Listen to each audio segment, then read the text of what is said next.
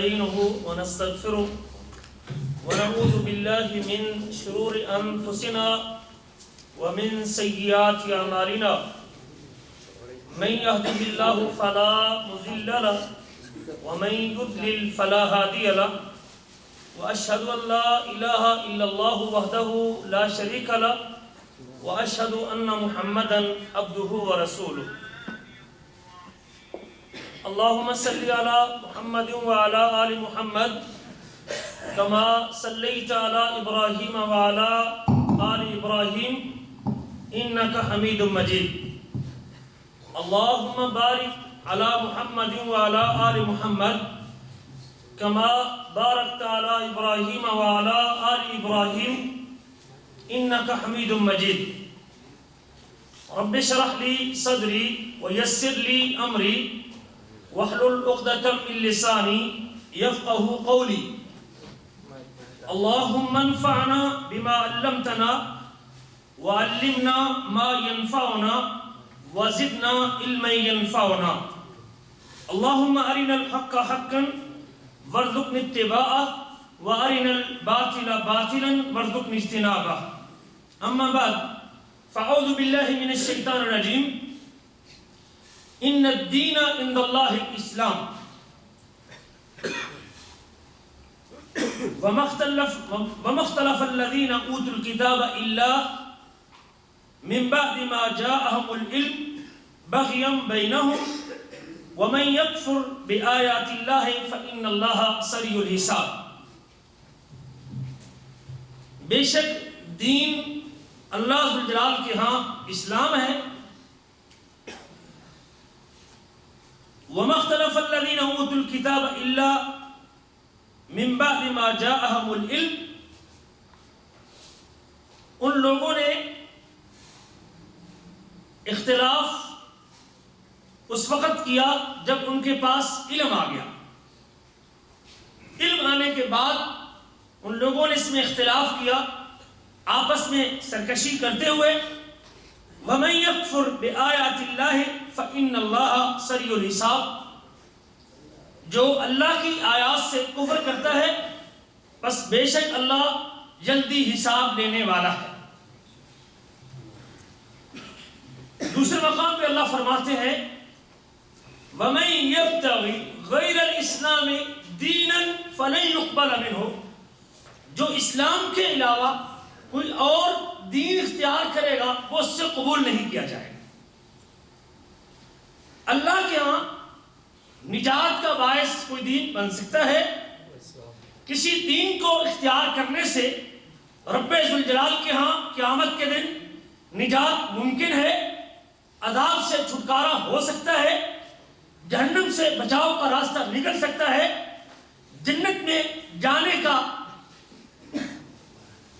جنت میں جانا ممکن ہو سکتا ہے تو وہ صرف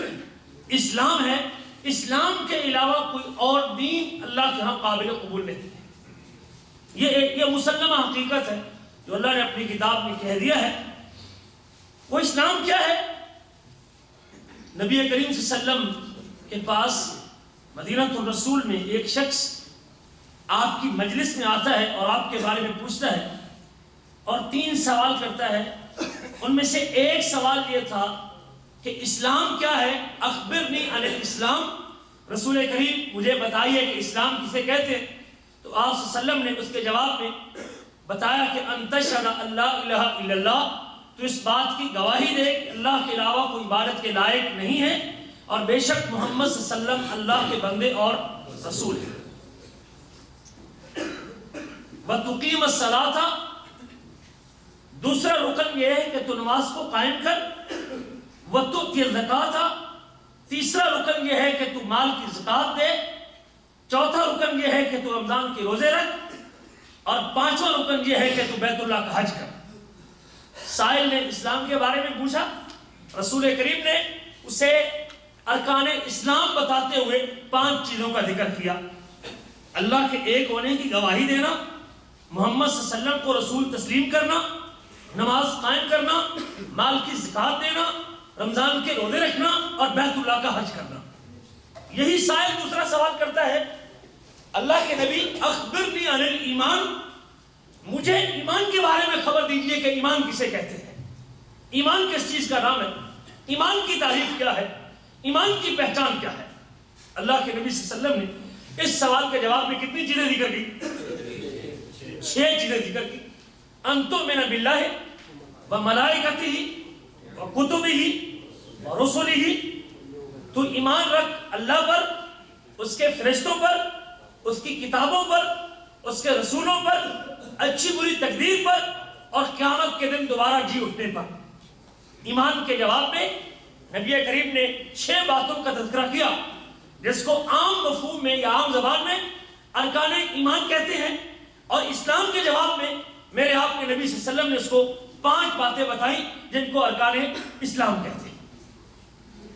پھر اس نے ایک اور سوال بھی کیا کہ احسان کسے کہتے ہیں؟ رسول کریم صلی اللہ علیہ وسلم نے اسے فرمایا احسان یہ ہے کہ ان تعبد اللہ کأنک تراہ، کہ تو اللہ کی اس طرح عبادت کر گویا کہ تو اللہ کو دیکھ رہا ہے، وَإِن لَمْ تَكُنْ تَرَاهُ فَإِنَّهُ يَرَاكَ، اور اگر تیرے اندر یہ کیفیت نہیں بنتی اور یہ کیفیت اور حالت پیدا نہیں ہوتی، اگر یہ نہیں سمجھتا کہ تو اللہ کو دیکھ رہا ہے، پھر یہ تصور کر کہ وہ اللہ مجھے دیکھ رہا ہے۔ یہ 3 سوال کرنے کے بعد وہ شخص آپ کی مجلس سے نکل گیا۔ نبی کریم صلی اللہ علیہ وسلم نے پوچھا جانتے ہو کہ کون تھا؟ صحابہ میں سے کسی کو علم نہیں تھا کہ وہ کون آدمی ہے۔ عالم الغیب کس کی ذات ہے؟ اللہ کی ذات ہے۔ اور اس وقت کے جو اولیاء اس مجلس میں تشریف فرما تھے، اور میں سمجھتا ہوں کہ ابو بکر و عمر سے بڑا کوئی ولی نہیں ہو سکتا، وہ سارے کے سارے ولی اس بات پہ خاموش رہے اور یہ کہہ رہے تھے کہ اس بندے کے شکل و شباس سے ایسے لگتا ہے جیسے یہاں کا رہنے والا نہیں، لیکن اس کی بالوں کی سیاہی اور کپڑوں کی سفیدی بتاتی ہے کہ ابھی یہیں سے کسی گھر سے اٹھ کے یہ اس مجلس میں آیا ہے، کہیں باہر کا مسافر بھی نہیں لگتا، اور لیکن ہم میں سے کوئی شخص اس کو پہچانتا بھی نہیں تھا۔ یہ سوالات کر کے چلا گیا۔ رسول کریم بعد میں پوچھتے ہیں جانتے ہو کون تھا؟ فرمایا اللہ کے نبی ہمیں تو علم نہیں۔ فرمایا انہو جبریل، یہ حضرت جبریل علیہ السلام تھے، جاء لیعلمکم دینکم، یہ اس لیے آئے تھے تاکہ تم کو تمہارا دین سکھائے۔ رسول کریم صلی اللہ علیہ وسلم نے اللہ نے کہا کہ اللہ کے ہاں میرے ہاں قابل قبول دین کیا ہے؟ اسلام ہے۔ اللہ نے کہا کہ اسلام کے علاوہ کوئی دین قابل قبول نہیں ہے۔ حضرت جبریل علیہ السلام نے سوالات کر کے اس مجلس میں بیٹھنے والوں کو رسول کریم کی زبانی یہ بتلوا دیا اور یہ سمجھا دیا کہ اسلام کسے کہتے ہیں اور ایمان کسے کہتے ہیں۔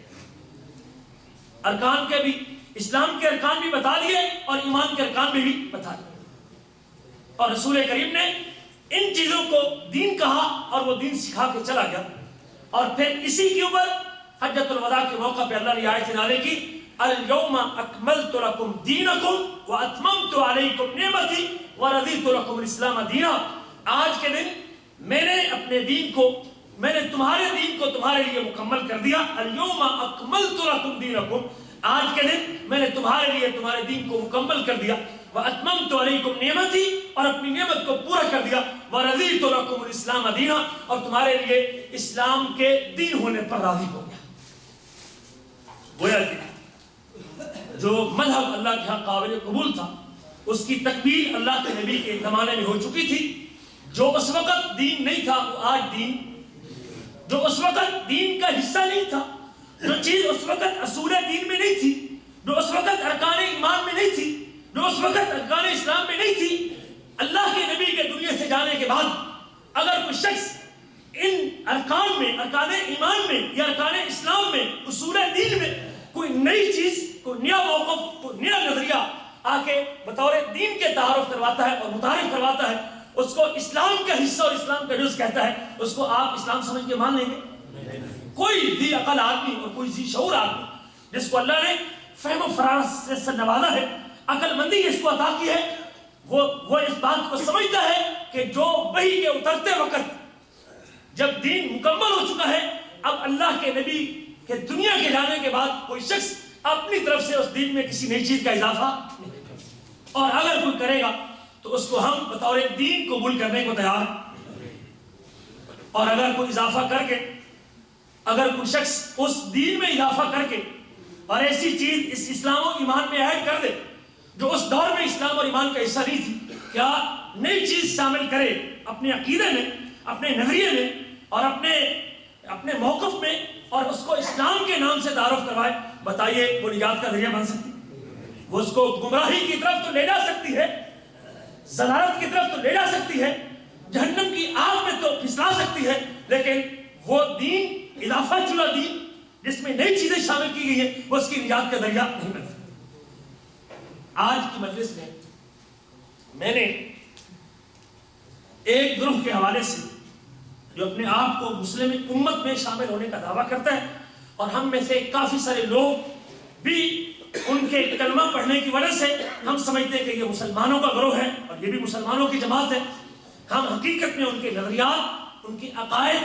اور ان کی سوچوں سے نا واقف ہیں۔ اگر ہمیں ان کے عقائد کا پتہ چلے کہ وہ کن چیزوں کو دین کہتے ہیں تو شاید ہمارا یہ ذہن کلیئر ہو جائے اور ہم اپنے آپ کو اس گروہ سے بچا کے رکھیں۔ نبی کریم صلی اللہ علیہ وسلم دنیا سے چلے گئے، اور چلے جانے کے بعد ابو بکر صدیق کا زمانہ آیا، حالات اسی دور پہ اسی طریقے پہ رہے، اور اگر کسی شخص نے اس اسلام و ایمان میں سے کسی چیز کا انکار کیا اور کسی چیز کا رد کیا، ابو بکر صدیق رضی اللہ تعالیٰ عنہ اور ان کے ساتھی اٹھے اور اس نئے نظریے کا قلقلہ کیا۔ زکوٰۃ کا انکار کرنے والا ایک گروہ اٹھا، صحابہ کرام نے متفق ہو کے اللہ کے نبی کے صحابی ابو بکر صدیق رضی اللہ تعالیٰ عنہ نے کہا کہ جو شخص زکوٰۃ کا انکار کرے گا میں اس کی گردن سر سے الگ کر دوں گا۔ جو شخص نبی کریم کے دور میں زکوٰۃ دیتا تھا وہ آج بھی زکوٰۃ کا پابند ہے۔ اگر اسلام کے ارکان میں سے اس رکن کا کوئی انکار کرے گا تو میں اس کی گردن سر سے اڑا دوں گا اور اس کی گردن سر سے تن سے جدا کر دوں گا۔ اور اسی طرح رسول کریم کے زمانے کے بعد ابو بکر صدیق کا دور گزرا، عمر فاروق کا زمانہ گزرا، عثمان بن عفان رضی اللہ تعالیٰ عنہ کا دور، 2 سالہ دور ابو بکر صدیق رضی اللہ تعالیٰ عنہ کا، 10 سالہ دور 13 ہجری کو ابو بکر صدیق اللہ کو پیارے ہو گئے، اور پھر 23 ہجری کو عمر بن خطاب اللہ کے پاس چلے گئے، اور پھر اس کے بعد 36 ہجری تک، 34 ہجری تک، 35 ہجری تک حضرت عثمان بن عفان وہ نبی کریم کے مصلی کے وارث رہے اور آپ کی چھوڑی ہوئی حکومت کے آپ کے نائب رہے۔ حضرت عثمان بن عفان کے دور میں ایک نیا گروہ پیدا ہوتا ہے۔ جب لوگ دیکھتے ہیں، اور وہ لوگ جو دیکھ چکے تھے کہ اسلام کی سرحدیں ان تینوں کے ادوار میں مسلسل پھیلتی چلی گئی اور ہزاروں مربع میل تک ان لوگوں نے حکومت قائم کر لی ہے اور اسلام شان و شوکت کے ساتھ بڑھ رہا ہے، وہ لوگ جو دین کے دشمن تھے، جن کے سینوں میں اسلام کا بغض ابل رہا تھا، جن کے دلوں میں اسلام کی دشمنی پروان چڑھ رہی تھی، جو اسلام کے اس بڑھاؤ اور چڑھاؤ سے جو ہے نا وہ بغض کا شکار ہو رہے تھے، اور جن کے سینوں میں یہ آگ جل رہی تھی، وہ دیکھ رہے تھے کوئی ایسا طریقہ اختیار کیا جائے جس طرح اسلام کے اس پھیلتے ہوئے سیلاب کو روکا جائے اور اسلام کے اس پھیلاؤ کو تنگ کیا جائے۔ جب دیکھا کہ اب میدان میں ہم ان لوگوں کا مقابلہ نہیں کر سکتے تو پھر ایک راستہ نظر آیا کہ ہم نیکی اور تقوی کا لباس پہنتے ہیں، اسلام میں داخل ہوتے ہیں، اور داخل ہونے کے بعد، اسلام میں شامل ہونے کے بعد، ہم اسلام میں آنے کے بعد ان کے اندر داخل ہو کے ہم اسلام کو نقصان پہنچانے کی کوشش کرتے ہیں۔ اور اس کے لیے ایک شخص جس کو عبداللہ بن سبا کہتے ہیں، جو کہ یمن کے یہودیوں میں سے ایک یہودی تھا، حمیر قبیلے سے تعلق رکھتے تھا، اس کی ماں کا نام سودا تھا اور یمن کا رہنے والا تھا۔ عبداللہ بن سبا الحمیری یہ یمن سے آتا ہے مدینہ میں اور آ کے اسلام قبول کرتا ہے، اور مسلمان ہونے کے بعد لوگوں میں بڑا متقی، پرہیزگار اور صاحب ورع اور بڑا دیندار بنا کے اپنے آپ کو پیش کرتا ہے۔ اور جب بھی کوئی آدمی دھوکہ کھاتا ہے تو کسی کی دینداری سے کھاتا ہے، وہ اپنی تقویٰ پرہیزگاری کو ظاہر کرتا ہے، لوگوں کو اپنے قریب کرتا ہے، نیکی، امر بالمعروف اور نہی عن المنکر کا کام کرتا ہے، نیکی کا حکم دیتا ہے، برائی سے روکتا ہے، اور اسلام کے حوالے سے اپنے آپ کو بڑا ہی اس کے اوپر عمل پیرا ثابت کرتا ہے۔ اور ساتھ ساتھ دیکھا کہ عثمان بن عفان جو کہ نرم مزاج آدمی تھے اور حلیم طبع آدمی تھے، بات کو برداشت کرنے والے تھے، اب لوگوں کو ان کے خلاف اکسانا شروع کر دیتا ہے، ذہنی طور پہ ان کے خلاف، ان پر اعتراضات، اپنے فلاں جگہ پہ فلاں کو نائب مقرر کر دیا اور اپنے فلاں جگہ کے فلاں رشتے دار کو قائم کر دیا، آپ نے یہ کام کر دیا۔ اب چھوٹی چھوٹی باتیں جو حکومت کے اوپر اعتراضات ان کے حضرت عثمان بن عفان کے اوپر، وہ اس نے اعتراض شروع کر اور لوگوں میں یہ جراثیم پھیلانے شروع کر دیے۔ چھوٹے اور جو نئے مسلمان تھے ان میں ان کے ذہنوں کو خراب کرنا شروع کر دیا، اور مختلف جگہوں پہ خطوط، حتیٰ کہ یہ بھی آتا ہے تاریخ میں کہ حضرت طلحہ اور زبیر کے نام کی مہریں، حضرت عائشہ صدیقہ کے نام کی مہریں بنوا کے اس نے مختلف لوگوں کو خط لکھنے بھی شروع کر دیے باہر کے دوسری حکومتوں میں اور دوسرے گورنر کو، جس میں حضرت عثمان کے اوپر اعتراضات کہ حضرت عائشہ یہ کہتی ہے، حضرت طلحہ یہ کہتے ہیں، حضرت زبیر یہ کہتے ہیں، اور لوگوں کی طرف یہ اعتراض پھیلانے شروع کر دیا، ذہنی طور پہ لوگوں کو ان لوگوں کے نام استعمال کر کے تیار کرنا شروع کر دیا۔ جب بڑے صحابہ کرام کو اس کا پتہ چلا کہ یہ شخص تو یہ کردار ادا کر رہا، تو ان لوگوں نے جب اس کا محاسبہ کرنا چاہا تو وہ مدینے سے بھاگ کے عراق چلا گیا۔ عراق میں بھی اس نے وہاں کام شروع کیا، اور وہاں جب کام شروع کیا تو حضرت عثمان بن عفان کے خالد بھائی وہاں موجود تھے، گورنر تھے وہاں کوفہ کے، انہوں نے ان سے سوال و جواب بھی کیے، لیکن وہاں جب اس کو پتہ چلا کہ یہاں بھی میرا رات، لیکن وہاں بھی لوگوں کو اپنے افراد کو تیار کرتا رہا، عوام میں یہ وہاں سے نکلا تو اس نے بصرے کا رخ کیا، وہاں چند افراد کو تیار کیا، بصرے سے نکلا تو پھر شام میں گیا، شام میں حضرت امیر معاویہ کی حکومت تھی، وہاں لوگوں کا ذہن خراب کرنے کی کوشش کی، لیکن دیکھا کہ معاویہ بن ابی سفیان جیسا زیرک آدمی شاید میری دال نہیں گلنے دے گا، پھر وہاں سے بھی نکل کے یہ مصر کا رخ کرتا ہے، اور مصر ابھی نہیں پہنچا کہ راستے میں فسطاط اور اسکندریہ کے درمیان وہاں خیمہ زن ہوتا ہے، اور وہاں کے جو دیہاتی لوگ تھے ان میں حضرت عثمان بن عفان کے خلاف یہ اپنا بیج بونا شروع کر دیتا ہے، ان کے خلاف ان کو پراپیگنڈا، حضرت علی کی فضیلت، حضرت علی کی تفضیل، اہل بیت کی محبت،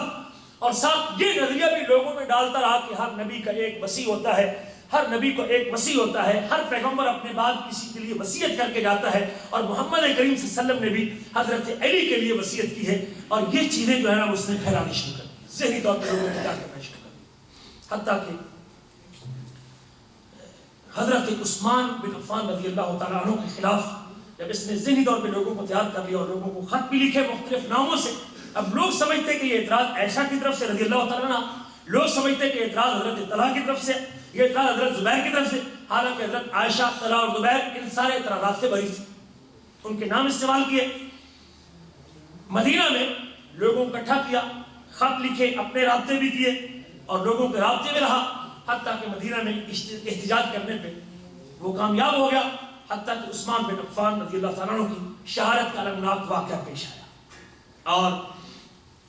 اس حد تک یہ کامیاب رہا۔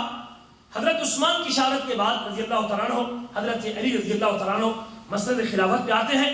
اور پھر مسلمان صحابہ کرام جو تھے ان کو خلیفہ منتخب کرتے ہیں۔ اب اس آدمی نے ایک اور موقع اپنے لیے جو ہے نا وہ کیش کیا، اور دیکھا کہ علی بن ابی طالب رضی اللہ عنہ کی حکومت، اور اس کے لیے وہ لوگوں کا ذہن پہلے ہی تیار کر چکے تھے، اور ان کی بیعت کرتے ہیں اور ان کی بیعت کرنے والوں میں شامل ہوتے ہیں، اور اب مزید ان کے ساتھ لوگوں کو، اپنے گروہ کو حضرت علی کی عقیدت، ان کے ساتھ محبت اور ان کے ساتھ پیار، ان کی ولایت، نبی کے بعد ولی ہوتا ہے، نبی کے بعد وصی ہوتا ہے، نبی کے بعد امام ہوتا ہے، اور حضرت علی رضی اللہ عنہ کی ولایت کا یہ نظریہ اور یہ لوگوں میں پھیلانا شروع کر دیا، لوگوں کو ذہنی طور پہ تیار کیا، حتیٰ کہ معاملہ یہاں تک پہنچ گیا کہ یہ نبی جس کو لیے وصیت کرتا ہے اور اپنا وصی بناتا ہے، وہ امام اور اماموں اور ائمہ کا اور امامت کا یہ نظریہ یہ بڑا اہم نظریہ ہے، حتیٰ کہ حضرت علی رضی اللہ تعالیٰ عنہ کے لیے الوہیت کا دعویٰ بھی لوگوں نے کر دیا کہ حضرت علی وہ الہ ہے اور وہ معبود ہے اور وہ لائق عبادت ہے۔ اب جو چیز رسول کریم کے دور میں ارکان ایمان کا حصہ نہیں تھی، جو چیز نبی کریم کے زمانہ میں ارکان اسلام کا جز نہیں تھی، کیا آپ صلی اللہ علیہ وسلم کے ہجرت کے 23 سال بعد، آپ کی ہجرت کے 35 سال بعد، کیا اگر کوئی شخص اسے اسلام کا جز اور اسلام کا حصہ بنا کے اور اس کو عقائد میں شامل کر کے اور اس کو عقیدے اور نظریے کے طور پہ متعارف کر کے اور اسے کہے کہ یہ دین کے اصولوں میں سے ایک اصول ہے، مجھے آپ بتائیے کہ وہ دین کے اصل بنے گا؟ کیا اگر کوئی شخص اس عقیدے کے اوپر قائم ہے کہ یہ موقف بھی کہ نبی کے بعد ایک وصی ہوتا ہے، کہ نبی کے بعد ایک امام ہوتا ہے، اور امام اتنی تعداد میں ہوتے ہیں اور وہ آئمہ پوری کائنات کو کنٹرول کرتے ہیں. اب اگر کوئی شخص یہ نظریہ اور عقیدہ ارکان ایمان میں، اصول دین میں، ارکان اسلام میں شامل کرے، مجھے بتائیے وہ رسول کریم کے دین پہ ہے؟ اس کا وہ اسلام، اس کا اپنا اسلام تو ہو سکتا ہے، گمراہی کا باعث تو بن سکتا ہے، جہنم میں تو لے جا سکتا ہے، لیکن رسول کریم کا دین نہیں ہو سکتا. اور اس لیے بھی اگر امامت کا یہ نظریہ اور ولایت کا یہ موقف اور نبی کا کسی کو اپنا وسیع بنا کے جانا، اس کی بیعت لینا، لوگوں کو اس کے بارے میں بتانا اور لوگوں کو جب سمجھانا، یہ رسول کی ذمہ داری ہوتی ہے کہ وہ لوگوں کو اپنا وسیع بتا کے جائے. اگر یہ ایمان و ارکان کا حصہ اور جو ہوتا، وہ کتنے سارے ایسے لوگ ہیں جو نبی کریم صلی اللہ علیہ وسلم کے دنیا سے جانے سے پہلے اللہ کو پیارے ہو چکے تھے. اگر آپ اس کو اسلام کے ارکان میں سے ایک رکن کہیں گے اور اصول دین میں سے ایک اصول کہیں گے، تو ان لوگوں کا کیا بنے گا جو نبی کریم کے وسیع مقرر کرنے سے پہلے اللہ کو پیارے ہو گئے؟ کیا وہ اسلام پہ فوت نہیں ہوئے؟ اسلام پہ فوت نہیں ہوئے؟ ایمان پہ فوت نہیں ہوئے؟ کیا وہ کامیاب نہیں؟ کیا وہ سرخرو نہیں؟ کیا وہ اسلام ان کی نجات کا ذریعہ نہیں؟ اس کا مطلب کہ اگر کوئی نئی چیز کو اصول دین کے نام پہ، ارکان ایمان کے نام پہ یا شہادتین سے مقدم کر کے حضرت علی کی وصیت کو یا حضرت علی کے ولی ہونے کو یا حضرت علی کی ولایت کو یا نبی کے بعد ان کے نائب بننے کو دین کا حصہ، ایمان کا حصہ، اسلام کا حصہ اور جز قرار دیتا ہے اور ارکان ایمان میں یا ارکان اسلام میں اضافہ کرتا ہے، اس کا رسول کریم کے دین سے کوئی تعلق نہیں ہے. آئیے ذرا یہ نظریہ، اس کو سوائی گروہ کہتے ہیں. اس کے یہ نظریات بنیادی طور پہ کہ نبی کے بعد ایک وسیع اور امام ہوتا ہے، امامت کا یہ، اور وہ امام آگے پھر ان کے بعد نائب ہوتے ہیں، اور 12 اماموں کا یہ نظریہ، اور نبی کے بعد ولایت کا یہ موقف، اسی طرح ولیوں کا اور ائمہ کا دوبارہ لوٹ کے دوبارہ زندہ ہو کے آنا، یہ نظریہ یہ عبداللہ بن سبا اپنے لوگوں میں پھیلاتا اور تیار کرتا ہے. اور یہ سوائی گروہ، اس کے آگے مختلف فرقے بنتے ہیں اور یہ 4 بنیادی گروہوں میں آگے جا کے تقسیم ہوتا ہے. اس کو سوائی بھی کہتے ہیں، اس کو کیسانی بھی کہتے ہیں، ان میں سے ایک زیدی بھی ہے، اور ان میں سے چوتھا گروہ رافضیوں کا گروہ بھی ہے. رافضیوں کا گروہ بھی ہے. پھر آگے ان میں سے کیسانیوں کے پھر آگے 5 فرقے ہیں، زیدیہ کے پھر آگے 5 فرقے ہیں، اور رافضیہ کے پھر آگے 2 فرقے ہیں. ان میں سے ایک محمدیہ ہے، جو سمجھتے ہیں کہ حضرت حسن کے بعد ان کے بیٹے عبداللہ اور عبداللہ کے بعد ان کے بیٹے محمد جو ہے نا وہ امام بنے گئے، اور وہ اپنے آپ کو محمد کی طرف منسوب کر کے محمدیہ کہتے ہیں. اور اسی رافضیہ کی دوسری شاخ جو اپنے آپ کو اثنا عشری کہتے ہیں، 12 اماموں والے کہتے ہیں، اور ان کے 12 اماموں کی ترتیب یہ ہے کہ نبی کے بعد پہلا امام علی بن ابی طالب ہے، دوسرے امام حسن بن علی بن ابی طالب ہے، تیسرے امام حسین بن علی بن ابی طالب، چوتھے امام علی بن حسین زین العابدین، 5ویں امام محمد بن علی بن حسین الباقر، 6ٹھے امام جعفر الصادق، 7ویں امام موسیٰ الکاظم، اور 8ویں امام علی الرضا، اور 9ویں امام محمد الجواد، اور 10ویں امام علی الہادی، اور 11ویں امام حسن العسکری، اور 12ویں امام محمد المہدی، جو ابھی تک غار میں چھپا ہوا ہے اور وہ ابھی تک پیدا ہو چکا ہے لیکن غار میں بند ہے اور وہ نکلنے پہ نکلے گا. یہ اثنا عشر 12 امام ہیں، اور یہ بھی اسی سبائی جماعت اور سبائی گروہ اور شیعہ کے 4 فرقوں میں سے ایک فرقہ ہے. اور آج انڈیا میں، ایران میں، پاکستان میں اس رافضی گروہ کی جو شاخ عام طور پہ لوگوں میں ہمارے ہاں پائی جاتی ہے وہ اثنا عشری 12 امام والے کہلاتے ہیں. زیدیہ یمن کے اندر موجود ہے، باقی فرق بھی دوسرے ملکوں میں موجود ہیں، لیکن ہمارے ان ملکوں میں شیعہ کی جو جماعت اور شیعوں کا گروہ، شیعہ 4 گروہوں میں تقسیم ہوتے ہیں، سبائی، کیسانی، زیدی اور رافضی. اور رافضیوں میں سے پھر آگے 2 گروہ، ایک محمدی اور محمدیوں میں سے ایک اثنا عشری. اور اثنا عشری کا نظریہ اور عقیدہ یہ ہے کہ نبی کریم صلی اللہ علیہ وسلم کے بعد یہ 12 لوگوں کی امامت رہے گی اور یہ 12 لوگ امام رہیں گے. اور ان کا عقیدہ یہ ہے ان الامامۃ اصل من اصول الدین، بے شک امامت یہ دین کے اصول میں سے ایک اصل، دین کی بنیادوں میں سے ایک بنیاد، لا يجوز للرسل اغفالہ ولا اہمالہ، کسی رسول کو امامت کے نظریے کو بھولنا بھی جائز نہیں اور اس کو چھوڑنا بھی جائز نہیں اور اس سے غفلت برتنا بھی جائز نہیں. رسول کی رسالت اس وقت تک مکمل نہیں ہوتی، کہتے ہیں رسول کی رسالت اس وقت تک مکمل نہیں ہوتی جب تک وہ اپنی زندگی میں اپنے بعد کسی آنے والے امام اور پیدا ہونے والے امام اور وسیع کی تعیین نہ کر دے تب تک رسول کی رسالت مکمل نہیں ہو سکتی۔ حتیٰ کہ اس حوالے سے ایک من گھڑت واقعہ بھی کہ جب نبی کریم صلی اللہ علیہ وسلم حجۃ الوداع سے واپس پلٹے 18 ذی الحجہ کے دن غدیر خم کے مقام پہ مکہ سے مدینہ آتے ہوئے رسول کریم صلی اللہ علیہ وسلم نے صحابہ کو جمع کیا، اور جمع کرنے کے بعد جو قافلہ آپ سے آگے تھا اس کو واپس بلایا اور جو پیچھے تھا اس کو آگے کیا اور کھڑا کر کے آپ صلی اللہ علیہ وسلم نے خطبہ دیا، اور خطبے میں رسول کریم صلی اللہ علیہ وسلم نے فرمایا اور اعلان کیا کہ میرے بعد وسیع وہ حضرت علی رضی اللہ تعالیٰ عنہ ہوگی۔ یہ اعلان بھی کیا، اور ایک روایت میں یہ بھی قصہ ذکر کیا کہ حضرت جبریل نبی کریم صلی اللہ علیہ وسلم کے پاس آئے اور حضرت جبریل نے نبی کریم سے کہا کہ آپ اعلان کیجئے کہ میرے بعد وسیع حضرت علی ہے، اور اس کے بعد نبی کریم فرماتے ہیں کہ جب میں اب اگر حضرت علی کے بارے میں وصیت کرتا ہوں اور اپنا نائب مقرر کرتا ہوں، اس کی ولایت کا اعلان کرتا ہوں، تو یہ لوگ میرے ساتھی اور میرے اصحابہ مجھ سے ناراض ہو جائیں گے۔ حضرت جبریل نبی کریم کا جواب دے کے اللہ جلال کے پاس جاتے ہیں، اور وہاں سے اللہ تعالیٰ دوبارہ کہتے ہیں کہ جا نبی کریم سے دوبارہ کہیے کہ علی رضی اللہ تعالیٰ کی ولایت کا اعلان کیجیے۔ نبی کریم پھر وہی جواب دیتے ہیں، حضرت جبریل دوبارہ جاتے ہیں اللہ کے پاس، پھر اللہ غصے سے ڈانٹتے ہوئے کہتے ہیں یا ایھا الرسول بلغ ما انزل الیک من ربک، اے رسول جو آپ کی طرف تیرے رب کی طرف سے نازل کیا گیا ہے اس کی تبلیغ کیجیے۔ وَإِن لَّمْ تَفْعَلْ فَمَا بَلَّغْتَ رِسَالَتَهُ، اگر آپ نے یہ نہ کیا تو آپ نے رسالت کا حق ادا نہ کیا ہے، اور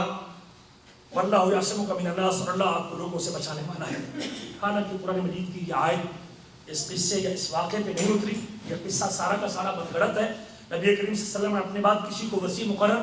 نہیں کیا، نہ اللہ کے نبی نے اپنے بعد کسی کو ولایت کے لیے خاص کیا ہے۔ یہ سب گھڑ کے اور بنا کے اس عقیدے کو ایمان میں شامل کرنے کے لیے اور ارکان ایمان میں داخل کرنے کے لیے، اور یہ کہنے کے لیے کہ رسول کی رسالت اس وقت تک مکمل نہیں ہوتی جب تک وہ علی کی وصیت نہ کرے اور علی کی ولایت کا اعلان نہ کرے۔ لوگوں میں یہ نظریہ پھیلانے کے لیے یہ سارا قصہ گڑا گیا، حالانکہ یہ آیت اس سے کئی مہینے اور کئی سال پہلے نازل ہو چکی تھی۔ اس واقعے کے نزول کے ساتھ اس واقعے کے ساتھ اس کا کوئی تعلق ہے، اور یہ جبریل کا آنا اور یہ کہنا یہ سارا کا سارا بنگڑت کہانی ہے اس عقیدے کو شامل کرنے کے لیے، ایمان کا حصہ بنانے کے لیے یار لوگوں نے یہ بیچ میں داخل کی۔ اور اس ترتیب کے ساتھ ان کے نزدیک، اس گروہ کے نزدیک، جو اپنے آپ کو شیعہ بھی کہتے ہیں، رافضی بھی کہتے ہیں، اثنا عشری بھی کہتے ہیں، 12 امام والے بھی کہتے ہیں، ان کے عقائد میں جس کی بنیاد رکھنے والا وہ یہودی تھا جس کو عبداللہ بن سبا کہتے ہیں، اس یہودی کی بنیاد پہ یہ جراثیم چھوڑے گئے، اور پھر یہ جراثیم پھیلا کے یہ عقیدہ لوگوں میں متعارف کروایا گیا، پھر اس کو دین کا حصہ قرار دینے کے لیے آیتوں کو تبدیل کیا گیا، قرآن مجید کی آیتوں کو غلط مقام پہ فٹ کیا گیا، اور لوگوں کو گمراہ کرنے کے لیے یہ ہتھ کنڈا استعمال کیا گیا۔ اور یاد رکھیں، اگر رسول کریم کے دور میں ارکان ایمان میں جبریل علیہ السلام جب آ کے اسلام کے بارے میں پوچھتے ہیں، اگر اس وقت علی کی ولایت و وصیت ارکان ایمان میں شامل نہیں ہو سکی، کیا بعد میں دین میں شامل ہو سکتی؟ اس وقت اگر اس وقت ارکان اسلام میں شامل نہیں ہو سکتی، کیا بعد میں کچھ اس کو شامل کر سکتا ہے؟ یہ سارے واقعات کو، سارے من گھڑت واقعات بنا کے اس کو لوگوں کے سامنے یہ دین بنا کے اور اصول دین بنا کے پیش کیا گیا۔ اور یاد رکھیں، اس امامت کے نظریے کے حوالے سے امام ابن تیمیہ فرماتے ہیں القول بان الامامت اہم مطالب الدین، اگر کوئی شخص یہ کہتا ہے کہ امامت کے نظریہ یہ دین کے مطالب میں سے سب سے اہم مطلب ہے، دین کے مقاصد میں سے سب سے اہم مقصد ہے، وَأَصْلٌ مِّنْ أُصُولِهِ، اور اگر کوئی شخص اس کو یہ کہتا ہے کہ یہ اسلام کے اصولوں میں سے ایک اصل اور بنیاد ہے، کذب علی اللہ ہے، یہ اللہ پر اور اس کے رسول کے اوپر جھوٹ باندھنا ہے، اور صرف اللہ اور اس کے رسول کے اوپر جھوٹ نہیں۔ فرمایا وَتَقْدِيمُ الْإِمَامَةِ عَلَى الشَّهَادَتَيْنِ كُفْرٌ وَضَلَالٌ مُبِينٌ، اگر کوئی شہادتین سے پہلے امامت کے نظریے کو کہ نبی کے بعد فلاں امام ہوگا اور نبی کے بعد فلاں اس کا وصی ہوگا، اس موقف کو اسلام کا حصہ بناتا ہے یا اس کو شہادت سے پہلے ذکر کرتا ہے اور اس کو دین کا حصہ بناتا ہے، وہ کفر کو اختیار کرتا ہے اور اس کے گمراہ ہونے میں کوئی شک نہیں۔ ابن تیمیہ رحمہ اللہ یہ فرماتے ہیں۔ اور نبی کریم صلی اللہ علیہ وسلم کی بے شمار ایسی حدیثیں ہیں، فرمایا امرت ان اقاتل الناس، مجھے اس بات کا حکم دیا گیا کہ میں لوگوں سے لڑائی کروں، لوگوں سے جنگ کروں، حتیٰ یشہدوا ان لا الہ الا اللہ وانی رسول اللہ، یہاں تک کہ وہ اس بات کی گواہی دے کہ عبادت کے لائق صرف اللہ کی ذات ہے اور میں اللہ کا رسول ہوں۔ اللہ کے ایک ہونے کی گواہی تک لڑنے کا حکم اور میرے رسول ماننے تک لڑائی لڑنے کا حکم. اور اگر یہ تیسری چیز بھی دین کا حصہ اور درست تھی تو اللہ کے نبی اس وقت ذکر کرتے, لیکن کہیں بھی اللہ کے نبی نے اس تیسری چیز کو ارکان ایمان میں شامل, اس کی گواہی اللہ کے نبی نے کسی کے مسلمان ہوتے وقت طلب نہیں. اسی طرح اللہ فرماتے ہیں فَإِن تَابُوا وَأَقَامُوا الصَّلَاةَ وَآتَوُا الزَّكَاةَ فَخَلُّوا سَبِيلَهُمْ. اگر یہ کافر اور مشرک لوگ ان سے لڑائی کرو, اگر یہ کفر سے توبہ کر لیں, نماز قائم کریں, زکات ادا کریں, فَخَلُّوا سَبِيلَهُمْ, ان کا راستہ چھوڑ دو. اور ایک جگہ پہ اللہ فرماتے ہیں فَإِخْوَانُكُمْ فِي الدِّينِ, یہ تمہارے دین میں بھائی ہیں. یہ تین کام, کفر سے توبہ, نماز کی پابندی, زکات کا دینا, اگر یہ مان لیتے ہیں تمہارے بھائی ہیں. یہاں بھی امامت کے موقف کو, امامت کے نظریے کو نبی کریم صلی اللہ علیہ وسلم نے ان کے ایمان میں داخل ہونے کے لیے شرط قرار نہیں. اگر یہ ایمان کا حصہ, اسلام کا حصہ ہوتا تو اللہ کے نبی صلی اللہ علیہ وسلم اس کو ضرور اس کے لیے شرط قرار دیتے, لیکن کتاب و سنت کے ذرائع میں کوئی ایسی چیز نہیں ملتی. اور رافضیوں کی یہ گروہ اور شیعوں کی یہ جماعت جو آج اہل بیت سے محبت کے نام پہ ہمارے بہت سارے اہل سنت مسلمان اپنی طرف کھینچتے ہیں اور اپنے قریب کرتے ہیں اور اپنے آپ کو مسکین اور مظلوم بنا کے پیش کرتے ہیں,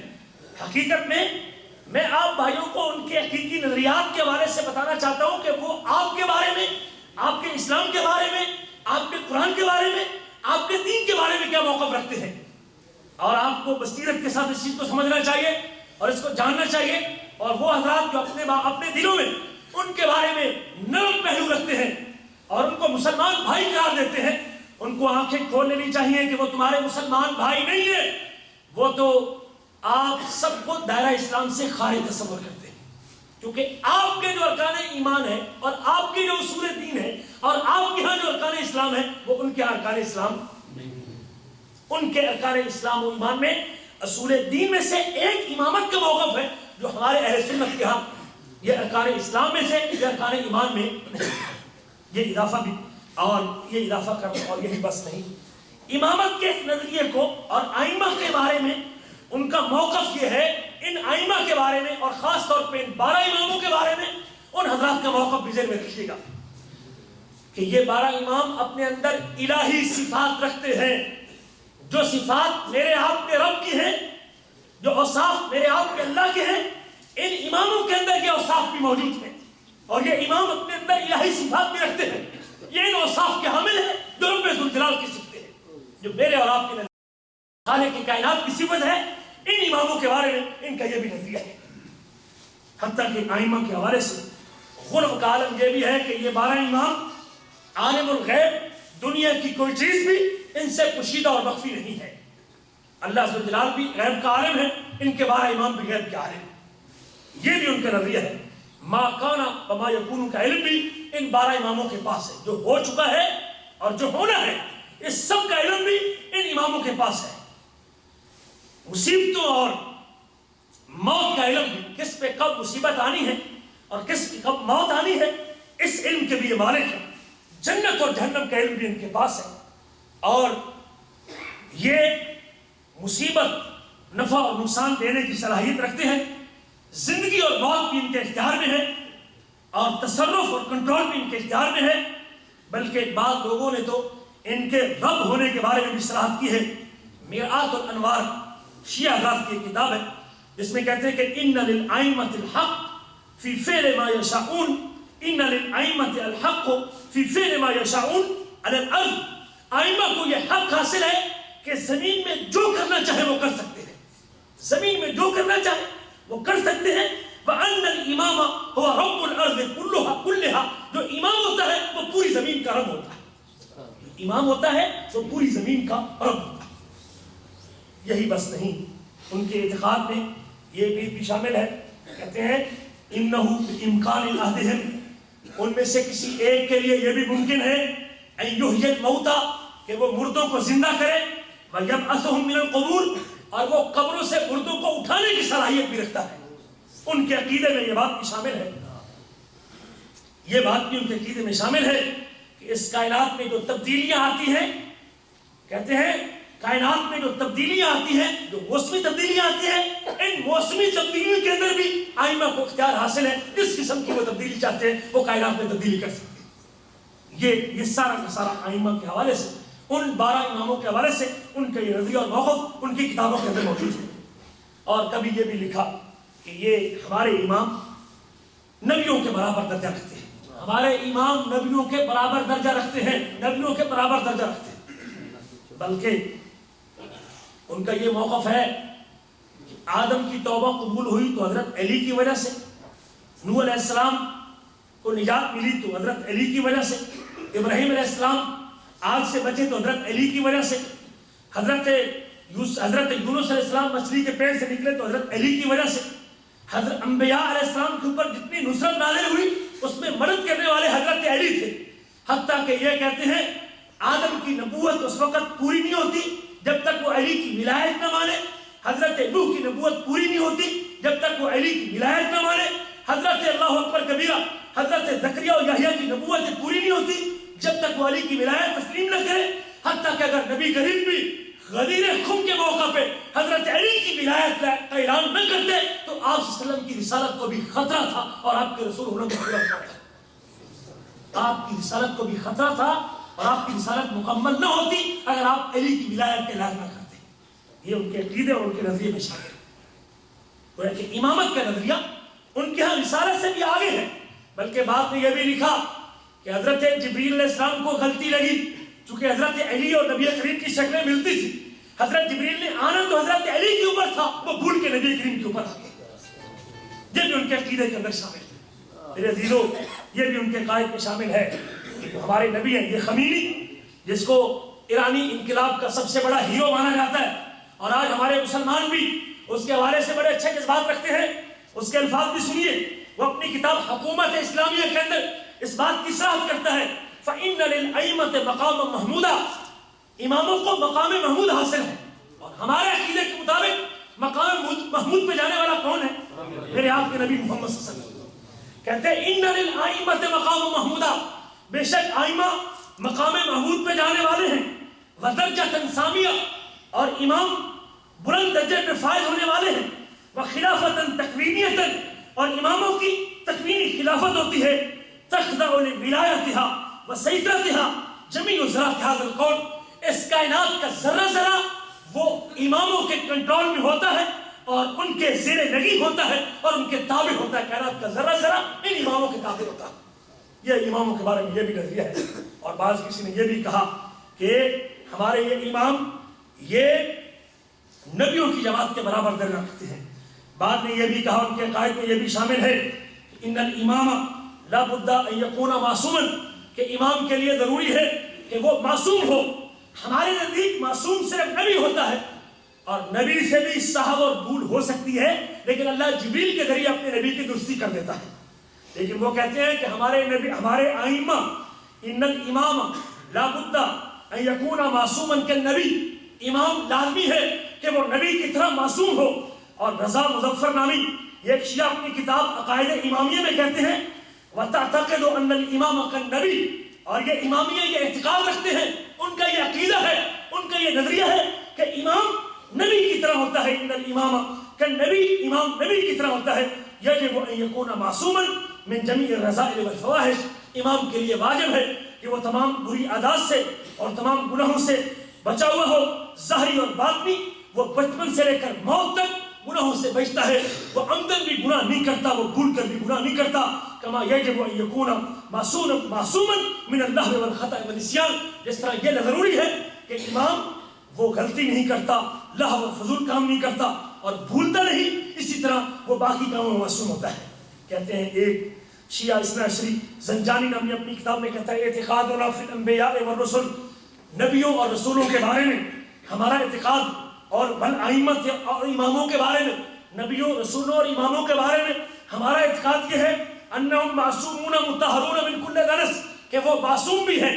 بچے ہوئے بھی ہیں اور ہر گناہ سے پاک بھی ہیں۔ وانہم لا یذنبون لا صغیرہ ولا کبیرہ، وہ صغیرہ گناہ بھی نہیں کرتے، وہ کبیرہ گناہ بھی نہیں کرتے۔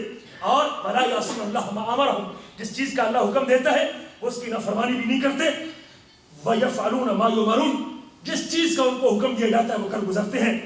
وَمَن نَفَى عَنْهُمُ الْعِصْمَةَ فِي شَيْءٍ، اگر کوئی شخص ان کے معصوم ہونے کی نفی کرتا ہے، ان کی عصمت کی نفی کرتا ہے کہ یہ امام معصوم نہیں، تو وہ شخص ان کے احوال سے نہ واقف ہے، ان کے احوال سے نہ واقف ہے۔ وَمَنْ جَهِلَهُمْ فَهُوَ كَافِرٌ، جو ان سے نا واقف ہے وہ شخص کافر ہے، جو ان سے نا واقف ہے وہ شخص کافر ہے۔ جو امام سے نا واقف ہے اور یہ عقیدہ اس کے بارے میں نہیں رکھتا، اس کو کافر ہونے کا فتویٰ وہ صادر کرتے ہیں۔ حتیٰ کہ اور بہت ساری ایسی عقائد ان کی موجود ہیں۔ بعض نے تو کہا کہ یہ انبیاء سے بھی زیادہ افضل ہوتے ہیں، جب الوہیت کی صفات ان میں ڈال دی تو پھر نبیوں سے افضل کہنا تو کوئی بعید بات نہیں، اور ذکر کیا بعض لوگوں نے، اور بعض نے یہ بھی ذکر کیا کہ وہ انبیاء سے بھی زیادہ افضل ہیں۔ حتیٰ کہ اولو العزم رسولوں میں سے، حالانکہ اولو العزم رسول 5 نبی وہ باقی نبیوں سے بھی زیادہ درجہ رکھتے ہیں، کہتے ہیں ہمارے ائمہ جو ہیں وہ اولو العزم 5 رسولوں بھی زیادہ مقام رکھتے ہیں۔ ان کے ساتھ یہ امامت کا نظریہ اور ان میں یہ غلو، یہ شیعہ کے بنیادی عقائد میں شامل ہے، اور جبکہ اہل سنت میں سے کوئی شخص اماموں کے بارے میں ایسا نظریہ رکھنے کا قائل نہیں ہے۔ اور یہ کیوں ہوا؟ جب یہ عقیدہ رکھ لیا، اب اس کو ثابت کرنے کے لیے دلائل کی ضرورت تھی، کیونکہ بغیر دلیل کے کوئی ماننے کو تیار نہیں ہے۔ اب اس عقیدے کو ثابت کرنے کے لیے دوسرا کفر یہ اختیار کیا کہ جو قرآن نبی کریم پہ نازل ہوا، جو قرآن ابو بکر نے جس کے جمع کرنے کا حکم دیا، جس قرآن کو عثمان بن عفان نے جمع کیا، جس قرآن کو عثمان بن عفان نے چھپا کے مختلف علاقوں میں تقسیم کیا، یہ عقیدہ رکھتے ہیں کہ یہ قرآن تحریف شدہ ہے، یہ قرآن بدل دیا گیا ہے، یہ قرآن منسوخ ہے، اس قرآن کی آیتیں تبدیل کر دی گئی ہیں، اس قرآن میں سے صورتیں نکال لی گئی ہیں۔ یہ شیعہ کے عقائد میں سے ان کا دوسرا عقیدہ یہ ہے، پہلا عقیدہ امامت کا، دوسرا امامت میں غلو کا، تیسرا قرآن مجید میں تحریف کا عقیدہ۔ اور اس سلسلے میں شیعوں نے کتاب لکھی، اور اس کتاب کے مؤلف مرزا حسین بن محمد نوری الطبرسی ہیں، اور یہ کتاب لکھتے ہیں فصل الخطاب فی اثبات تعریف کتاب رب الارباب۔ ان کے مذہب کی کتابوں میں جو مختلف روایات موجود تھی، ان ساری روایات کو جمع کر کے ایک کتاب میں اکٹھا کرتا ہے، اور اس کتاب کا نام فصل الخطاب رکھتا ہے۔ یہ کتاب اس بات کو ثابت کرتی ہے کہ رب ارباب کی جو کتاب ہے اللہ ذو الجلال کی کتاب میں تعریف ہو چکی ہے، اور یہ کتاب بدل چکی ہے۔ یہ شیعہ کے عقائد میں سے۔ اور جب اس نے کتاب لکھی، شیعہ نے اعتراض کیا، کچھ نے اعتراض کیا کہ تو نے یہ کتاب کیوں لکھی ہے؟ ہمارا یہ موقف تو کتابوں میں چھپا ہوا تھا، یہ سنی مسلمانوں کو معلوم نہیں تھا، تو نے کتاب لکھ کے یہ ننگا کر دیا ہے۔ پھر اس نے اس کے رد میں ایک اور کتاب لکھی اور ان شبہات کا رد کیا کہ جب ہمارا موقف ہماری کتابوں میں ہے تو اب اس کو بیان کرنے میں کیا حرج ہے۔ حتیٰ کہ اس کے سلے میں جب وہ فوت ہوتا ہے، اس کو اعزاز کے طور پہ نجف اشرف کے اندر دفنایا جاتا ہے، اس کی اس کارنامے کی وجہ سے کہ ہمارے مذہب کی اس نے ترویج کی ہے اور اس کو پھیلایا۔ اور اس میں مختلف روایات، ایسی روایات جو 2000 کے قریب ایسی روایات شیعہ کتب کی اور شیعہ اماموں کے حوالے سے، اور خاص طور پہ ان اماموں کے حوالے سے جن کو ہم بھی نیک لوگ اور نیک اور اہل سنت کے عقیدے میں مانتے، اور 12 اماموں میں سے حضرت حسین کی اولاد میں سے یہ شیعہ نہیں تھے، یہ انعقاد کے حامل نہیں تھے، وہ امامت کے نظریے کے قائل نہیں تھے، وہ قرآن کی تعریف کے قائل نہیں تھے۔ ان کے نام پہ اور ان کی طرف منسوب کر کے لوگوں کو جذباتی بنا کے ایسی چیزیں ان کے نام منسوب کر دی جو حقیقت میں لوگوں نے بولی نہیں تھی۔ ان میں سے ایک روایت شیعہ کی معروف کتاب جس کو کافی الکلینی کہتے ہیں، اس میں یہ روایت موجود ہے، اور اس کافی میں لکھا ہے جو کہ کلینی کی کتاب ہے۔ کہتے ہیں اسی کتاب میں ان القرآن الذی نزل بہ جبریل، بے شک وہ قرآن جس کو حضرت جبریل لے کے آئے تھے محمد صلی اللہ علیہ وسلم کے اوپر، اس کی 17,000 آیتیں تھیں، 17,000 آیتیں تھیں۔ مسلمانوں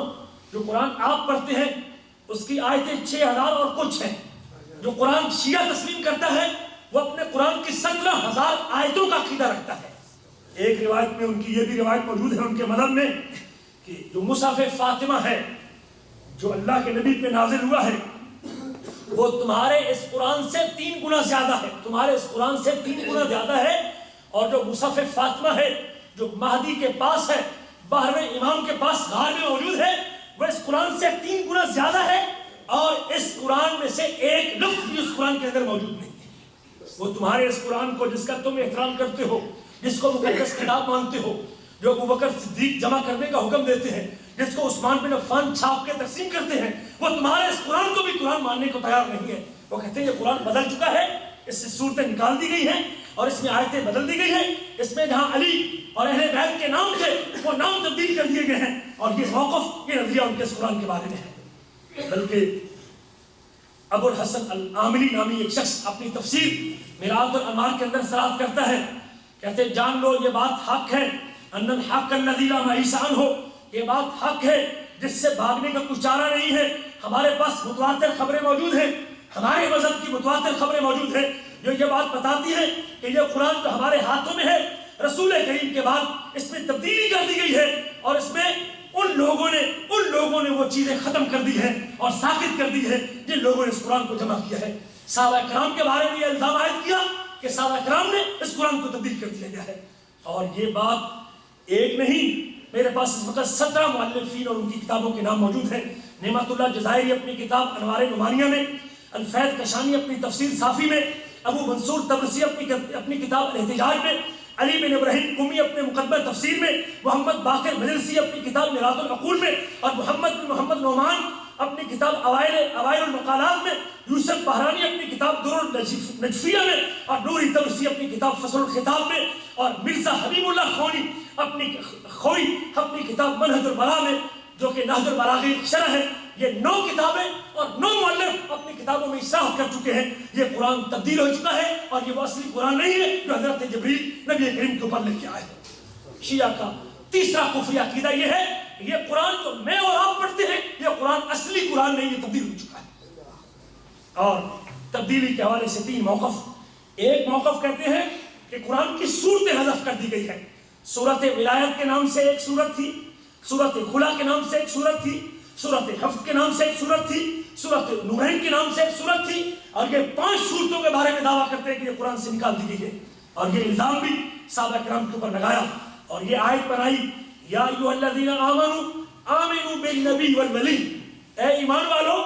نبی پر بھی ایمان لاؤ اور ولی پر بھی ایمان لاؤ۔ ایمان والو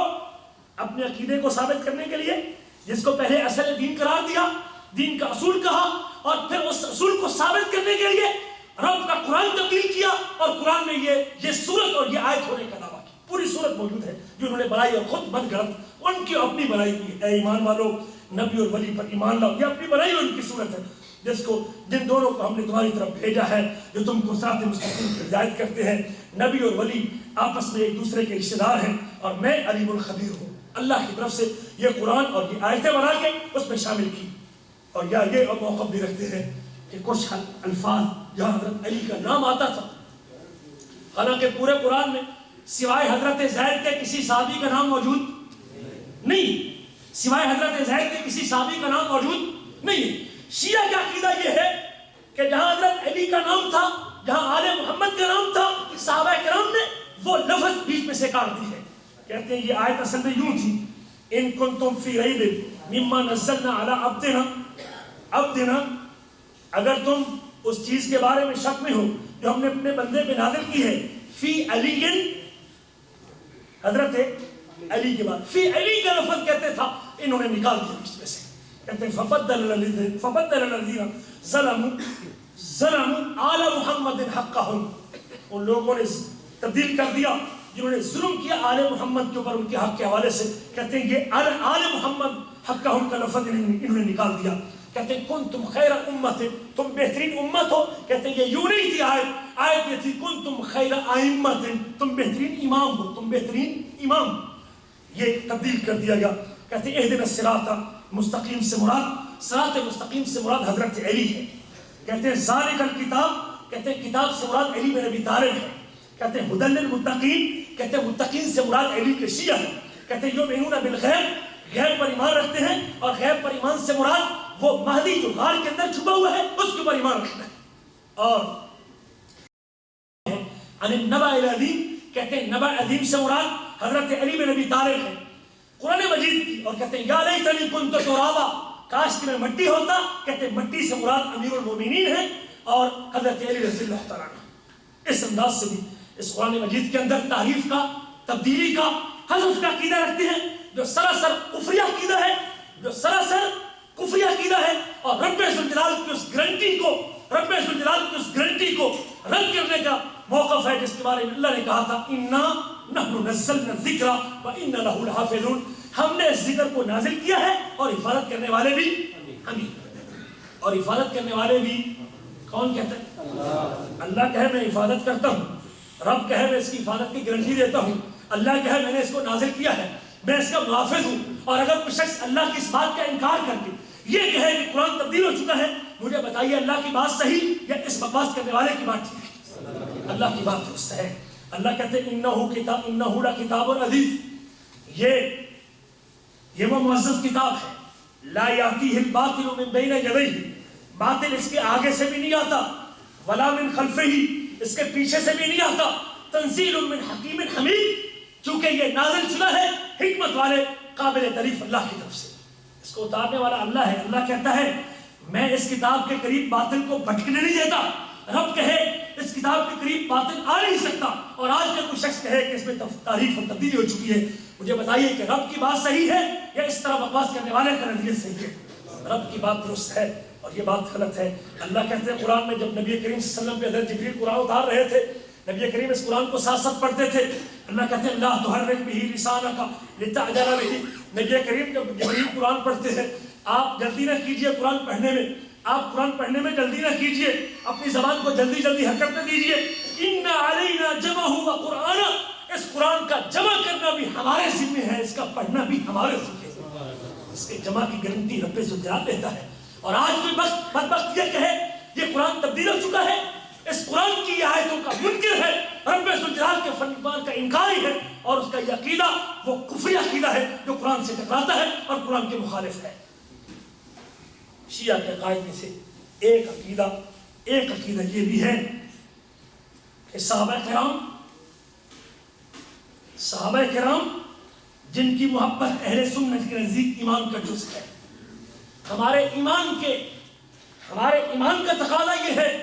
کہ جن سے نبی کریم محبت کرتے تھے ان سے محبت کرنا بھی ایمان کا حصہ ہے۔ ہمارا ایمان یہ کہتا ہے کہ نبی کریم صلی اللہ علیہ وسلم کے ساتھ اور نبی کریم کے رسول ماننے کا تقاضوں میں سے تقاضا یہ بھی ہے کہ اگر رسول کریم ابو بکر و عمر سے، عثمان و علی سے، طلحہ و زبیر سے، سعد و سعید سے، انصاریوں مہاجروں سے اللہ کے نبی محبت کا اظہار کرتے تھے، تو پھر ہم بھی آپ صلی اللہ علیہ وسلم کے حقوق میں سے ایک حق یہ ہے جس سے نبی کریم محبت کرتے تھے، ہمارے لیے بھی ان سے محبت کرنا واجب ہے۔ جن کے ایمان کو اللہ تعالیٰ نے اپنی کتاب میں معیار قرار دیا ہے اور قیامت تک کے لیے کہہ دیا فَإِنْ آمَنُوا بِمِثْلِ مَا آمَنْتُمْ بِهِ فَقَدِ اهْتَدَوْا، اگر بعد میں آنے والے لوگ، پچھلے لوگ، بعد میں آنے والے لوگ تمہارے جیسا ایمان لے کے آئیں گے، تمہارے جیسا ایمان لے کے آئیں گے، تمہارے جیسا ایمان لے کے آئیں گے،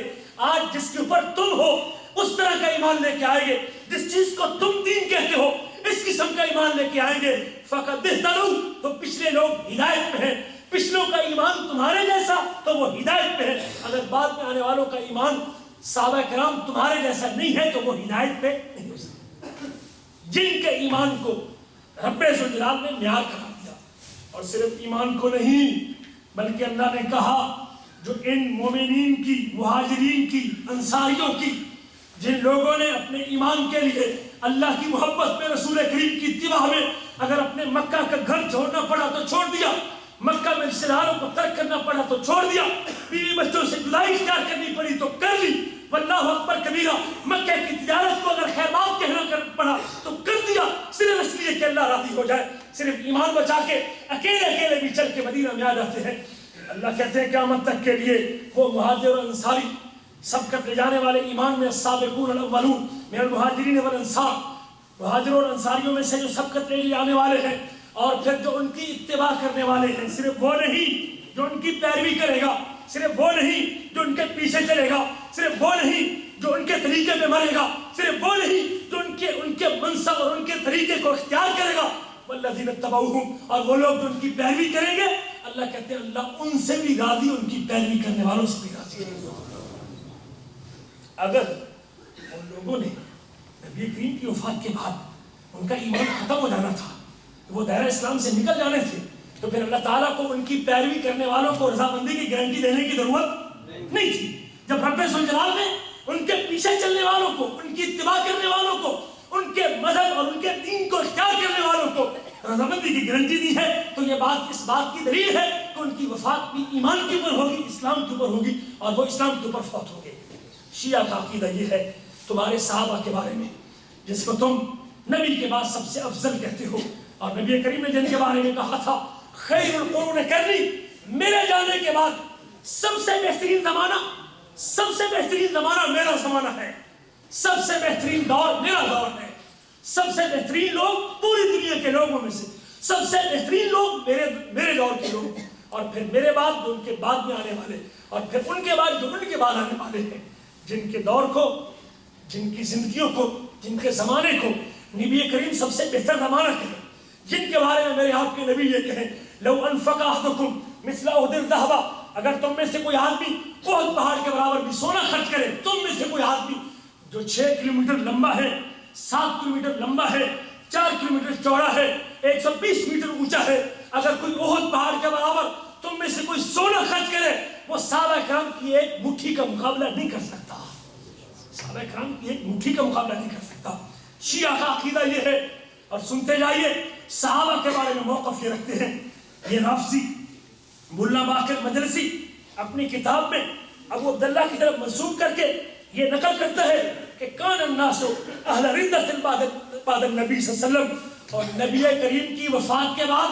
سارے لوگ مرتد ہو چکے تھے، نبی کی وفات کے بعد سارے لوگ مرتد ہو چکے تھے سوائے 3 لوگوں کے، ایک حضرت ابو ذر، دوسرے حضرت مقداد، اور تیسرے سلمان فارسی۔ ان 3 لوگوں کے علاوہ سب لوگ مرتد ہو چکے تھے، اور لکھا اس ملا باقر مدرسی نے اپنی کتاب میں بعد از وفات نبی جمیع صحابہ مرتد شدن، پیغمبر کی وفات کے بعد سارے صحابہ مرتد ہو چکے تھے۔ شیعہ کے باطل نظریات میں سے اور کفریہ قائد میں سے ایک کفر، جن کے ایمان کو معیار قرار دیا گیا ہے، جو قرآن کے نزول کے گواہ تھے، جن کے اوپر قرآن نازل ہوا تھا، جن کی موجودگی میں قرآن اترا تھا، جو گواہ تھے قرآن کے نزول کے، جب گواہوں کو مشکوک کر دیں گے تو اس وقت مقدمہ سارا کا سارا ختم ہو جائے گا۔ جب صحابہ کے بارے میں یہ کہہ دو گے کہ سارے مرتد ہو چکے تھے، مجھے بتائیے کہ پھر باقی کون بچے گا؟ جن کو اللہ نے معیار قرار دیا تھا، شیعہ یہ کہتے ہیں کہ صحابہ وہ نبی کی وفات کے بعد مرتد ہو چکے تھے۔ یہی بس نہیں، بلکہ خمینی نے اپنی کتاب کشف الاسرار میں، خمینی یہ آخری خبیث مر چکا ہے پچھلے سالوں، اپنی کتاب کشف الاسرار میں کہتا ہے وَإِنَّ مَثَلَ هَؤُلَاءِ الْأَفْرَادِ الْجُهَالِ، ان جاہل لوگوں کی مثال، ان بے وقوف لوگوں کی مثال، اور ان باہر سے آنے والوں کی مثال، اور ان ظالموں کی مثال جو اس لائق نہیں تھے کہ وہ امام بنتے نبی کے بعد، اور وہ اس قابل بھی نہیں تھے کہ وہ ولی اور امر بنتے اور وہ حکومت سنبھالتے، ان کو جاہل، بے وقوف اور احمق قرار دیا ان بدبختوں نے۔ حتیٰ کہ ایک ظالم نے یہ بھی ذکر کیا، یہ بھی کہا، یہ مجتبیٰ شیرازی اپنے قرآن کی تفسیر میں لکھتا ہے کہ ان انکر الاصوات لصوت الحمیر، اللہ کہتے ہیں کہ سب سے بری آواز وہ گدھے کی آواز ہے۔ کہتے ہیں اس کی تفسیر جو لوگوں سے غائب ہے۔ ایک بندے نے امیر المومنین سے سوال کیا کہ حاضر حمیر سے کیا مراد ہے، حاضر حمیر کا معنی کیا ہے؟ امیر المومنین نے آگے سے کہتے ہیں اللہ تعالیٰ جب کسی چیز کو پیدا کرتے ہیں، اللہ تعالیٰ پھر اس کے پر انکار نہیں کرتے، کہتے ہیں انما هو ابو بکر و عمر، اس سے مراد ابو بکر و عمر ہے، اور وہ آگ کے تابوت میں ہیں، وہ 2 گدھوں کی صورت میں ہیں، اور جب وہ آگ جہنم کی آگ کے اندر وہ گدھوں کی طرح چیختے ہیں تو پھر باقی جہنم والے ان کے چیخنے سے پریشان ہوتے ہیں۔ عثمان ایضاً من اہل النار، عثمان بھی جہنمی ہے، معاویہ بھی جہنمی ہے، یزید بھی جہنمی ہے، عائشہ اور حفصہ بھی دونوں جہنم میں ہیں، اصحاب صحیفہ بھی جہنم میں ہیں، اصحاب صحیفہ ثانیہ بھی جہنم میں ہے، اور اصحاب عقبہ کے موقع پہ بیعت کرنے والے بھی جہنم میں، اور 10 عشرہ مبشرہ میں سے 9 جس کو تم عشرہ مبشرہ کہتے ہو، تم عشرہ مبشرہ کہتے ہو، کہتے ہیں ان میں سے 9 آدمی جہنم میں ہیں۔ کل ہؤلاء من اہل النار، یہ سب کے سب جہنمی ہیں، کلہم عذابہ شدید، ہر ایک کے لیے سخت عذاب ہوگا۔ جن کو تم ایمان کا معیار قرار دیتے ہو، یہ بدبخت قوم، اسلام سے نکلی ہوئی قوم، یہ کافر قوم ان کے بارے میں کفر کا عقیدہ رکھتی ہے اور ان کو دین اسلام سے خارج کہتی ہے۔ ایک نہیں میرے پاس اور بھی کئی اخبار ان کے موجود ہیں، کہ وقت کی نزاکت کے پیش نظر میں چاہتا ہوں کہ اگلی بات کو آگے بڑھاؤں۔ ان میں سے ایک بدبخت یہ عیاشی اپنی تفسیر میں اور بہرانی اپنی برہان میں لکھتا ہے، جعفر بن محمد سے نقل کرتا ہے جہنم کو لایا جائے گا، جہنم کے 7 دروازے ہوں گے، پہلا باب ظالم کے لیے، پہلا دروازہ ظالم کے لیے، اور اس سے مراد ابو بکر صدیق اور جس کو زرائق نیلی آنکھوں والا کہتے ہیں، دوسرا دروازہ حبتر کے لیے جس سے مراد عمر، تیسرا دروازہ تیسرے کے لیے جس سے مراد عثمان، اور چوتھا دروازہ معاویہ کے لیے، پانچواں دروازہ عبد الملک کے لیے، چھٹا دروازہ عسکر کے لیے اور اس سے مراد حضرت عائشہ لیتے ہیں، اور 7واں دروازہ ابو سلامہ کے لیے ہوگا۔ اور فہم ابواب لمن تبعہم، اور جو ان کی پیروی کرے گا ان کے لیے بھی جہنم کی ہی ساتوں دروازے ہوگی. تم کو تو وہ جہنم میں جانے والے کہتے ہیں، اور تم ان کے بارے میں نرم جذبات رکھو، ان کے بارے میں اچھے جذبات رکھو، تم ان سے رشتے داری قائم کرو، تم ان کے ساتھ محبت کا اور پیار کا ہاتھ پھیلاؤ جو تم کو جہنمی کہتے ہیں. اور یہ خمینی نے جرأت کی اپنی تحریر میں، اپنی آخری وصیت میں کہتے ہیں میں دعویٰ کرتا ہوں جرأت کے ساتھ، اور کاش کہ یہ جرأت کسی میں آ جائے، ان الوضع الذي يتميز به الشعب الایرانی. آج جو ایرانی عوام کی صورتحال ہے، آج جو ایرانی عوام کی صورتحال ہے، آج جو ایران کے حالات ہیں، اور ایران کے اندر جو کئی ملین لوگ بستے ہیں اس موجودہ دور کے اندر، افضل من اہل الحجاز فی عہد النبی صلی اللہ علیہ وسلم. یہ نبی کریم کے زمانے میں اہل حجاز کے لوگوں سے بھی افضل لوگ ہیں. نبی کریم کے زمانے میں اہل حجاز سے بھی افضل لوگ ہیں. وہ بدبخت اپنے پیروکاروں کو نبی محمد کے پیروکاروں سے افضل قرار دیتا ہے. یہ عقیدہ بھی انسان کا ہے. ان کے عقائد میں سے ایک عقیدہ یہ بھی ہے نبی کی بیویاں آپ کے اہل بیت میں سے نہیں ہیں. ان میں سے خاص طور پہ جس کو قرآن نے کہا وَأَزْوَاجُهُ أُمَّهَاتُهُمْ، جو پیغمبر کے نکاح میں آ چکی ہیں وہ تمہاری مائیں ہیں. جو اپنے آپ کو مومن کہتا ہے پیغمبر کی بیوی اس کی ماں کہلاتی ہے، قیامت تک کے لیے ماں ہے. آج تیری ماں کو گالی دے، میری ماں کو گالی دے، مجھ سے برداشت نہ ہو، اس کا گریبان پکڑ لوں، اس ظالم کو اپنے سامنے زندہ برداشت نہ کروں. لیکن آج نبی کی بیوی کو، میری اور آپ کی ماں کو، جس کو رب نے ماں کہا ہے، اس کو لوگ بکواس کرتے ہیں. اور میں پھر بھی کہتا ہوں کہ مسلمان ہے، اس کو کچھ نہ کہا جائے. میں پھر بھی کہتا ہوں کہ اس کے اسلام میں کوئی فرق نہیں آیا. اور میرے عزیزوں کہتے ہیں کہ حضرت عائشہ اور حضرت حفصہ جو ابو بکر عمر کی بیٹی ہیں، ان سے برات کا اظہار کرنا یہ ضروری ہے، اور ان دونوں پر لعنت بھیجنا ضروری ہے. ان کے عقیدے میں شامل ہے. اور ان کی دعا ہے جس کو دعائے سلام قریش کہتے ہیں. اللہم صلی علی محمد، اے اللہ آل محمد پہ رحمت نازل فرما، محمد پہ رحمت نازل فرما. وَلْعَنْ صَنَمَيْ قُرَيْشٍ، اے اللہ جو قریش کے دو بت ہیں ان کے اوپر لعنت بھیج. وَجِبْتَيْهِمَا، جو قریش کے دو جبت ہیں ان کے اوپر لعنت بھیج. جو قریش کے دو طاغوت ہیں ان کے اوپر بھی لعنت بھیج. وَابْنَتَيْهِمَا، اور جو ان کی دو بیٹی ان کے اوپر بھی لعنت بھیج. ابو بکر و عمر کو اور ان کی دونوں بیٹیوں کو اپنی ہر دعا کے اندر وہ لعنت بھیجتے ہیں اور ان کے اوپر یہ برے کلمات کہتے ہیں. حتیٰ کہ ان ظالموں نے اس امہات المومنین میں سے ایک پہ جس کی برات میں رب ذوالجلال نے سورۃ نور کی آیتیں نازل کی تھی، وہ امہات المومنین میں سے ایک جس کو حضرت جبریل آسمان سے آ کے جب نبی کریم کے پاس آتے سلام کہا کرتے تھے، یہ بدبخت کہتا ہے کہ وہ تو زانیہ عورت تھی. نعوذ باللہ من ذالک. ان بدبخت کا عقیدہ یہ ہے یہ اپنے باپوں کے ساتھ مل کے عائشہ اور حفصہ یہ نبی کریم کے خلاف پراپیگنڈا کرتی تھی، اور جب نبی کریم فوت ہوئے تو وہ زہر دینے والی بھی یہ دو خواتین تھیں. نعوذ باللہ من ذالک، نعوذ باللہ من ذالک. اور یہ ظالم یہ بکواس بھی کرتے ہیں کہ حضرت عائشہ کافرہ تھی، خارجیہ تھی، جہنمی تھی، اور جہنم کے دروازوں میں سے ایک دروازہ اس کے لیے خاص ہوگا. یہ بھی ان کا عقیدہ ہے کہ وہ ہر برائی کی ماں، ام الشرور بھی اس کو کہتے ہیں، شیطانہ بھی اسے کہتے ہیں. ان کے نزدیک ان کو گالی دینا اور لعنت بھیجنا کہتے ہیں یہ اس کا حق بنتا ہے. اور اس کو حمیرہ نعوذ باللہ من ذالک گلی کہتی ہے حضرت عائشہ رضی اللہ تعالیٰ عنہ کو. اور آج کا موجودہ ذاکر ہند و پاک میں کبھی اس کو ننھی اماں جی مذاق کے طور پہ کہتا ہے، کبھی ان کو ننھی اماں جی کہتے ہیں. ایک بدبخت لاہور کا رہنے والا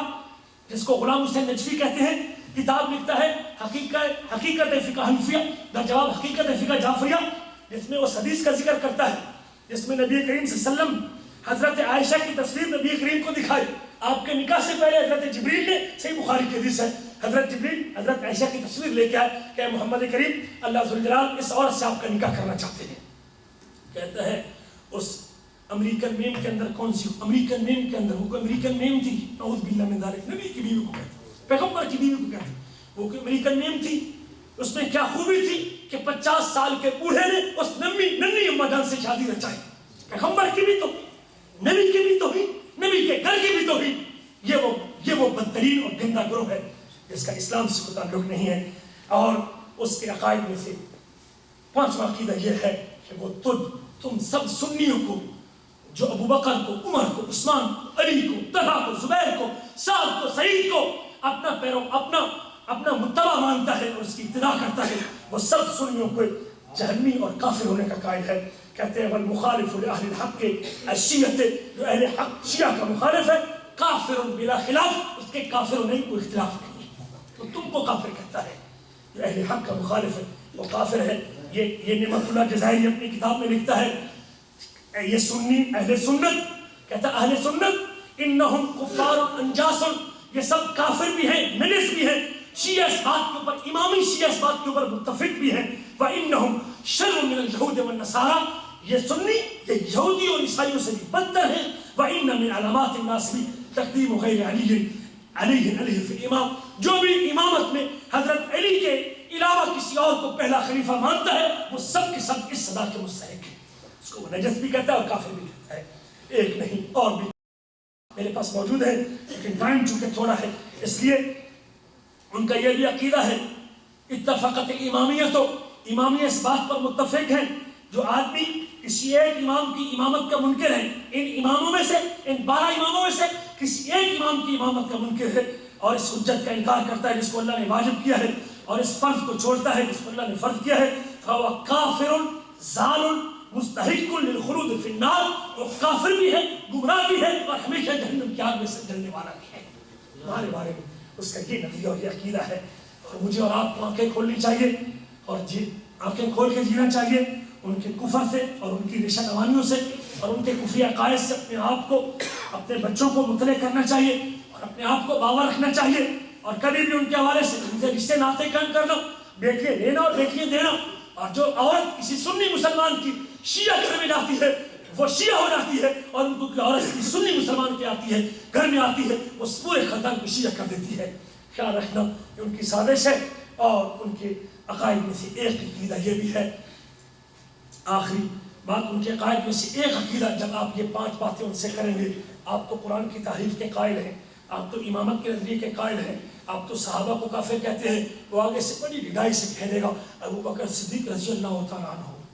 بڑی ڈھائی سے کہے گا ہم تو قرآن کامل مانتے ہیں، ہم تو قرآن میں تعریف نہیں کرتے. اور یہ بھی ان کے عقائد کے اندر عقیدہ ہے، ان کے عقیدے میں شامل ہے کہ اپنے مذہب کو بچانے کے لیے سب سے بڑا جھوٹ بولنا یہ بھی ان کا مذہب ہے. اس کو وہ تقیہ کہتے ہیں. تقیہ کہتے ہیں اپنے آپ کو چھپا کے رکھنا. کہتے ہیں حضرت علی رضی اللہ تعالیٰ عنہ نے ابو بکر صدیق کے زمانے میں خاموشی اختیار کی، تقیہ کیا ہے. عمر فاروق کے زمانے میں خاموشی اختیار کی، تقیہ کیا ہے. حضرت عثمان کے زمانے میں خاموشی اختیار کی، تقیہ کیا ہے. اور پھر اس کے بعد ان کی امامت ظاہر ہوئی ہے، پہلے وہ 3 ادوار وہ تقیہ میں گزار دی اور خاموشی اختیار کر لی ہے. اپنے مذہب کو چھپانا، اپنے آپ کو بچانا، اپنے دفاع کے لیے جھوٹ بولنا اور بڑے سے بڑا جھوٹ بولنا جو ان کے مذہب کا حصہ ہے. ان کے مذہب کا حصہ ان کی کتابوں میں لکھا ہے من لا تقیہ لہ لا ایمان لہ، جو اپنے مذہب کو بچانے کے لیے جھوٹ نہیں بولتا اس کا ایمان بھی نہیں، اس کا ایمان بھی نہیں. اور بھی ایسے برے عقائد اس میں سے موتے کا موقع بھی ان کے اندر موجود ہے. کہتے ہیں کسی عورت کے لیے 10 دن کے لیے 5 دن کے لیے 1 رات کے لیے نکاح کرنا، اس سے برائی کرنا. ان کے نزدیک اس کو نکاح متع کہتے ہیں. ہماری شریعت میں حرام ہے، ہماری شریعت میں حرام ہے، ان کی شریعت میں جائز ہے. جو ایک مرتبہ متع کرتا ہے اس کو کئی حجوں کا ثواب ملتا ہے اور اس کو بہت بڑی نیکی اور اس کے گناہ معاف ہوتے ہیں. یہ اعتقاد بھی ان کے اندر موجود ہے. ان کا یہ نظریہ بھی ہے کربلا کی سرزمین جہاں حضرت حسین شہید ہوئے ہیں، کربلا کی سرزمین کعبے کی مٹی سے افضل ہے.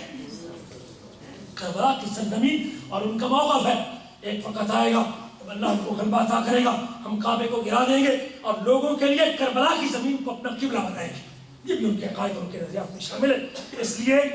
لیے آپ حضرات کو مطلع کرنا ضروری تھا کہ محرم کے حرام میں اہل بیت کے نام پہ وہ آپ کے جذبات کے ساتھ کھیلتے ہیں. اہل بیت کے نام پہ، حسن حسین کی محبت کے نام پہ وہ آپ کے جذبات کو اپنے جذبات کو اپنی طرف مائل کرتے ہیں. ہم یہ سمجھتے ہیں کہ شاید یہ نبی کے گھرانے کے نام لے کے یہ شاید ان سے خیر خواہی کرنے والے جو ان کے لیے مخلص ہیں. یاد رکھیں